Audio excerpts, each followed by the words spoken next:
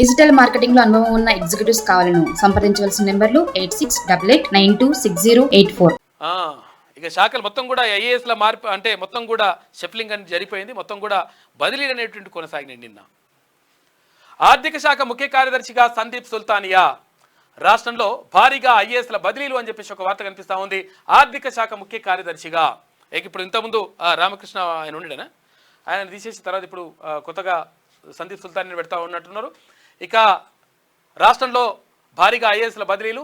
GHMC కమిషనర్గా ఆమ్రాపాలి, ఇక విద్యుత్ శాఖ సెక్రటరీగా రోనాల్డ్ రోజ్, హెచ్ఎండిఏ కమిషనర్గా సర్ఫరాజ్ అహ్మద్, కమర్షియల్ ట్యాక్స్, తర్వాత ఎక్సైజ్ శాఖ ప్రిన్సిపల్ సెక్రటరీగా రిజ్వీ, యూత్ సర్వీసెస్, టూరిజం, క్రీడల శాఖ ముఖ్య కార్యదర్శిగా వాణిప్రసాద్, చేనేత హస్తకళల ముఖ్య కార్యదర్శిగా శైలజా రామయ్యార్ అంటూ ఒక వార్త కనిపిస్తూ ఉంది.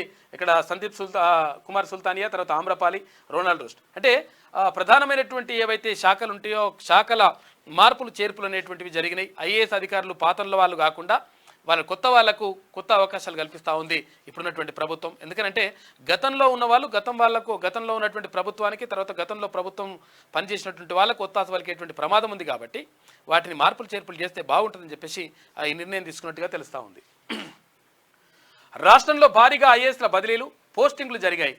ఒకేసారి 43 మంది ఆల్ ఇండియా సర్వీస్ అధికారులు, ఒక నాన్ క్యాడర్ ఆఫీసర్ను రాష్ట్ర ప్రభుత్వం బదిలీ చేసింది. ఈ మేరకు సిఎస్ శాంతకుమారి సోమవారం ఉత్తర్వులు జారీ చేశారు. ఈ ట్రాన్స్ఫర్లలో చాలా విభాగాల హెచ్ఓడీలు మారారు. పూర్తిగా పాలనపై దృష్టి పెట్టాలా ఈ బదిలీలు చేసినట్లు స్పష్టమవుతోంది. అయితే ఆర్థిక శాఖ ముఖ్య కార్యదర్శిగా సందీప్ కుమార్ సుల్తానియాను నియమించారు. ఆయనకు ప్రణాళిక శాఖ ముఖ్య కార్యదర్శిగాను అదనపు బాధ్యతలు అప్పగించారు. సందీప్ సుల్తానియా పంచాయతీరాజ్ శాఖ ప్రిన్సిపల్ సెక్రటరీగాను కొనసాగనున్నారు.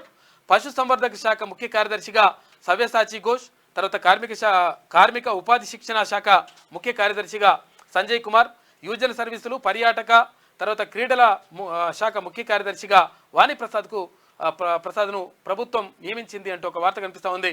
దాదాపు 40 మంది ఐఏఎస్ అధికారులని మొత్తం కూడా శాఖలు మార్పులు చేర్పులు చేస్తూ నిర్ణయం తీసుకుంది ప్రభుత్వం నిన్న.